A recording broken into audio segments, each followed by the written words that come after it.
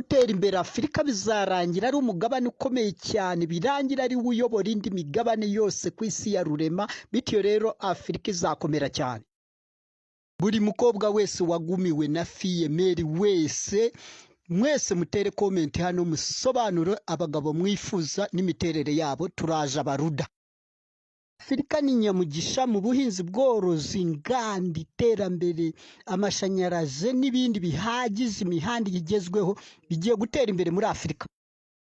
Banyafurika mwese mutagize amahirwe yo kwiga, mwese mwari mpuzamahanga mpuzamakungu, nicyo cyanzanye nze mbatabare mwese mbafate ku kaboko mbereke icyo gukora.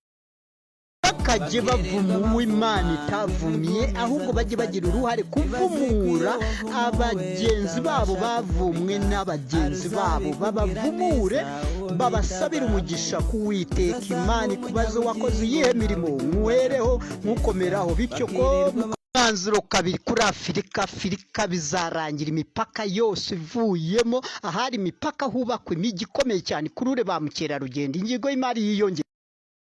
Ku by'uno munsi tugeze ku gice cya nyuma, umwanzuro Afurika bizarangira abanyafurika n'abanyafurikakazi bafite igikundiro mpuzamahanga mpuzamakungu ku isi yose.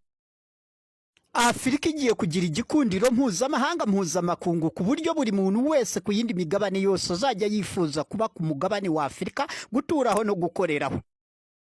Ku migabane yose igize isi yagiye imanyagurika kuri Afurika, none Afurika niyo nyamugisha, igiye kugira imigisha myinshi cyane idakungurira.